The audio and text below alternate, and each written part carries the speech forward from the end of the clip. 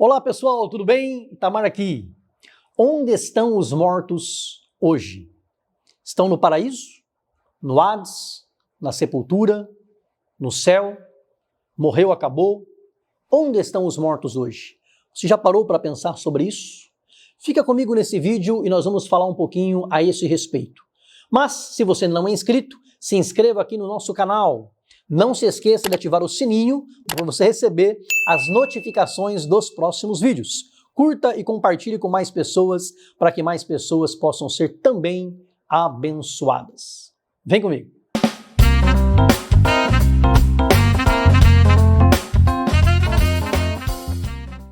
O que acontece depois da morte? De maneira bem resumida, para não ser muito extenso, alguém foi e voltou para contar? Veja só. Eu respeito quem pensa diferente, mas me posiciono em favor daquilo em que acredito pela leitura que faço da Bíblia. Jesus ressuscitou, ele venceu a morte, e aquele que venceu a morte disse em Jó 5:24: na verdade vos digo que quem ouve a minha palavra e crê naquele que me enviou, tem a vida eterna e não entrará em condenação, mas passou da morte para a vida. O homem foi feito para viver eternamente. Mas quando o homem pecou, entrou o pecado no mundo e pelo pecado, a morte. E lembre-se que nós não morremos pelo pecado de Adão e Eva. Nós morremos pelos nossos próprios pecados. A Bíblia diz: de que se queixa o homem? Do que o homem reclama? Queixe-se cada um dos seus próprios pecados. Porque todos pecaram, disse o apóstolo Paulo, e carecem da glória de Deus. Há pessoas que creem que morreu, acabou. Outros acreditam que o homem irá se reencarnar quantas vezes for preciso, sempre em busca de aperfeiçoamento. Porém, o que a Bíblia diz sobre isso? A Bíblia nos mostra que Jesus veio para nos salvar, de uma vez por todas, porque o seu sacrifício é perfeito, tornando-se desnecessário a necessidade de voltar a este mundo em um novo corpo em busca de aperfeiçoamento. O sacrifício de Cristo foi perfeito. Diz o escritor do livro de Hebreus, no capítulo 9, versículo 11, vindo Cristo, o sumo sacerdote dos bens futuros, por um maior e mais perfeito tabernáculo não feito por mãos, isto é, não desta criação, nem por sangue de bodes e bezerros, mas por seu próprio sangue. Entrou uma vez no santuário, no céu, havendo feito uma eterna redenção. O sacrifício de Cristo é único e pagou de uma vez por todas a dívida que era contra nós. Aí no versículo 27 do mesmo capítulo 9 de Hebreus, diz: aos homens está ordenado morrerem uma vez, vindo depois disso o juízo. Então, a Bíblia fala e reafirma por diversas ocasiões que só passaremos por uma vida aqui na terra uma vez. Jesus contou a história do rico e Lázaro. Em nenhum momento a Bíblia diz que isto foi uma parábola. Jesus começa dizendo: havia um homem rico. As editoras é que colocaram parábola. Nessa história aparecem dois nomes reais: Lázaro e Abraão, o que normalmente não acontece nas parábolas. Não aparece nas parábolas. A Bíblia diz que um homem rico morreu e Lázaro, um mendigo que vivia na porta da casa do rico, também morreu. O rico foi para o Hades, ou seja, para o inferno, e o mendigo foi para o seio de Abraão. O rico, estando em tormentos no seio de Abraão, levanta os olhos e de longe vê Abraão e Lázaro juntamente com ele.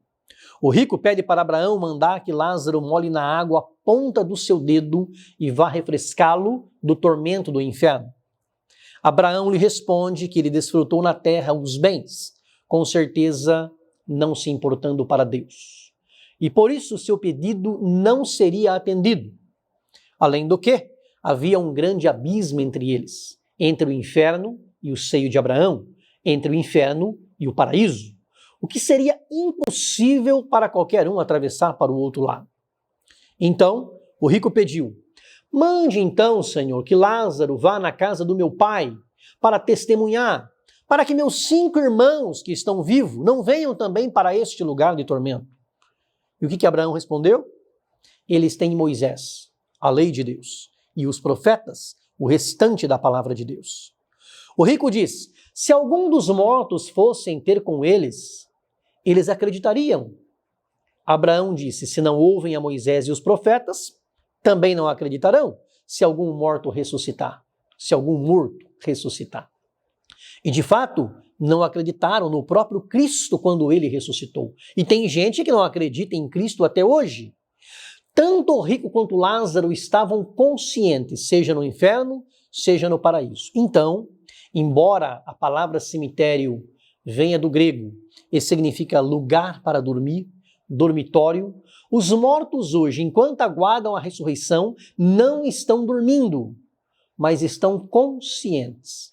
Os que morreram com Cristo estão junto com Jesus ao lado de Deus no céu, e os que morreram sem Cristo, infelizmente, estão no inferno. Porém, não há qualquer possibilidade de contato com os mortos. A Bíblia condena isso, e inclusive quando Deus não falava mais com Saul, nem por sonhos, nem por profetas, e de nenhuma outra forma, ele foi consultar uma feiticeira para que esta invocasse o espírito de Samuel, que já havia morrido. Ele fez isso porque estava distante de Deus. Então, ele apelou para uma prática condenada por Deus. E quando o espírito apareceu para a profetisa de Endor, a Bíblia não diz que era Samuel, mas diz assim: entendeu Saul que era Samuel.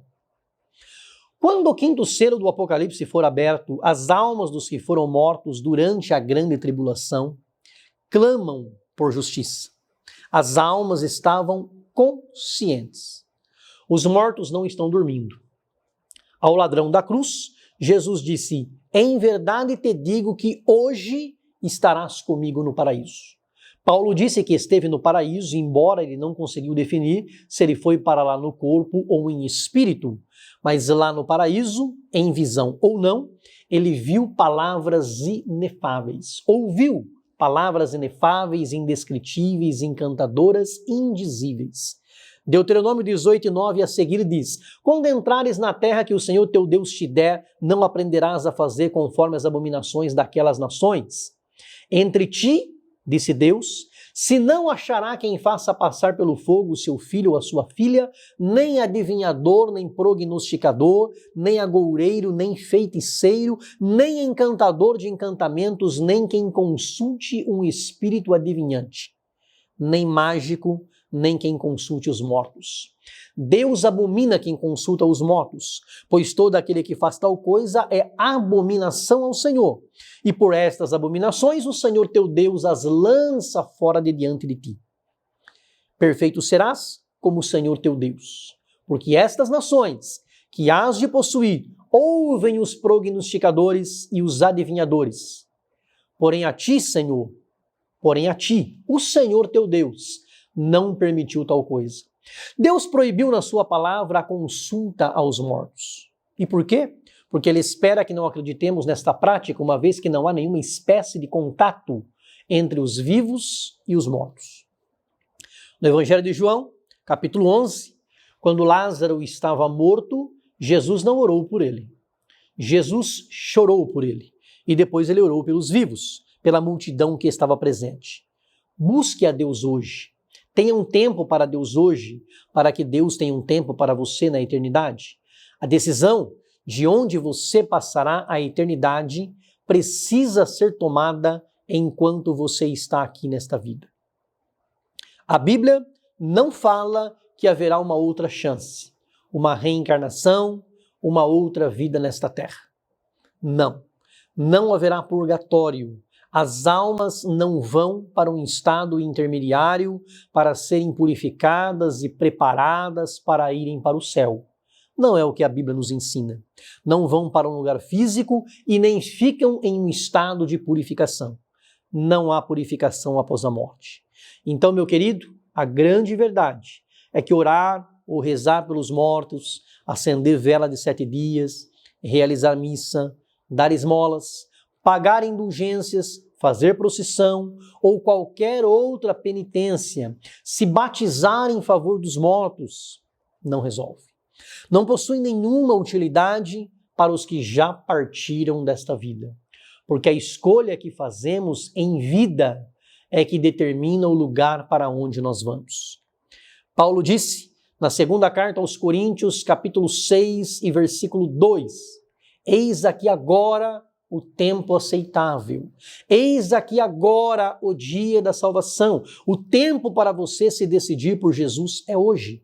Quando Paulo pergunta em 1 Coríntios capítulo 15, versículo 29, se não há ressurreição, que farão aqueles, os que se batizam pelos mortos? Se absolutamente os mortos não ressuscitam, por que se batizam por eles? Nunca é sábio interpretar e estabelecer uma doutrina bíblica sobre apenas um versículo. A Bíblia precisa ser lida e entendida em sua totalidade. Texto fora de contexto é pretexto para heresia. Nenhuma doutrina bíblica pode ser fundamentada em um único versículo. Uma prática eclesiástica até poderia, um uso ou costume, mas não uma doutrina. O que a Bíblia diz em sua doutrina completa, João 3,16 diz assim, Deus enviou seu Filho ao mundo para que todo aquele que nele crê não pereça, mas tenha vida eterna. Ide por todo o mundo e pregai o evangelho a toda criatura. Quem crer e for batizado será salvo. Quem não crê já está condenado. Para ser salvo, tem que crer, enquanto se está nesta vida, para ser salvo. Havia várias práticas e crenças falsas em Corinto, e uma delas era o batismo pelos mortos. Então Paulo diz, se vocês não acreditam na ressurreição, então por que vocês ficam se batizando, se purificando, rezando pelos mortos? Paulo não estava validando esta prática, mas questionando a prática, já que eles não acreditavam na ressurreição. Note que Paulo pergunta, que farão aqueles que se batizam pelos mortos? Ele não pergunta, que faremos nós que nos batizamos pelos mortos? Não, Paulo não se incluiu nessa prática. E também não disse, que farão vocês da igreja de Corinto que se batizam pelos mortos? Não, porque não era a prática nem a crença dos cristãos da igreja primitiva em Corinto. Paulo estava defendendo neste capítulo veementemente a ressurreição dos mortos. Então, ele pergunta, que se fariam aqueles que se batizam pelos mortos? Não há hoje pregação no mundo dos mortos. Se houvesse, é óbvio que quem está no inferno aceitaria Cristo agora para sair do lugar de tormento. Não ficaria um lá no inferno. E a Bíblia diz que muitas pessoas irão sim para o inferno. Um outro ponto é que somente quem crê deve ser batizado. Ainda que tivesse resultado batizar pelos mortos e partíssemos do pressuposto que ele aceitou a Cristo depois de morto, o que vai contra as Escrituras, não teríamos como saber se ele de fato creu ou não. Jesus não disse para o ladrão da cruz que ele teria que ser batizado. Não. Apenas disse, hoje estarás comigo no paraíso. Então, meu querido amigo, Cristo é a verdade e a sua palavra é a verdade.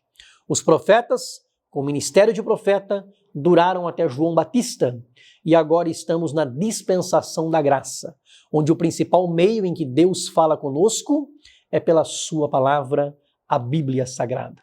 Ela contém toda a verdade que Deus deseja revelar ao homem e a sua principal verdade é que Jesus disse que para ser salvo, basta crer nele. Ele é Deus e foi ele quem disse, o Senhor nosso Deus é o único Senhor. Não há outro Deus todo-poderoso como o nosso Deus. O diabo, o enganador, a serpente, introduziu o pecado no mundo, mentindo para o homem e dizendo, no dia em que comerdes desse fruto, sereis como Deus. Mas a grande verdade é que Deus nunca foi o que nós hoje somos e nós nunca seremos aquilo que Deus é. Ele é Criador e nós criaturas. Ele é o Pai e nós seus filhos, feitos à sua imagem e semelhança, mas jamais com os atributos exclusivos dele. Deus não tem pai, não tem esposa e não está condicionado às coisas da terra. Ele fez o ser humano do pó da terra e o tornou não um Deus em potencial, mas uma alma vivente para adorá-lo sobre todas as coisas. Deus em sua essência é eterno. O Pai, o Filho e o Espírito Santo são eternos. O diabo, o pai da mentira, é um anjo caído. Mas Jesus é aquele que venceu para todo sempre e nos garante a vitória. O diabo é uma criatura que perdeu toda a sua glória, mas Jesus é o Criador que esteve desde o princípio com o Pai. Ele disse: eu e o Pai somos um. Jesus nasceu concebido pelo Espírito Santo no ventre de Maria, sem que houvesse conjugação carnal ou relação sexual para gerá-lo.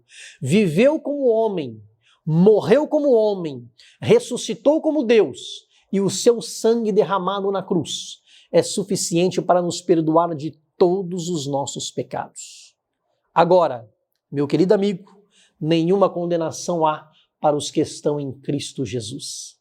A salvação não vem das obras para que possamos nos gabar disso, não, mas ela vem unicamente pela fé na pessoa bendita de nosso Senhor Jesus Cristo.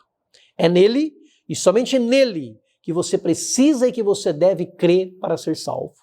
Cristo é suficiente. Cristo em vós, esperança da glória. Aceite a Cristo hoje, corra para os braços dele. Ele está de braços abertos para te receber. Ele vai hoje mudar a sua história e escrever o seu nome no livro da vida. Deus te abençoe. Um grande abraço, um grande beijo no coração. Fique com Deus. Compartilhe esse vídeo com mais pessoas para que mais pessoas possam ser abençoadas.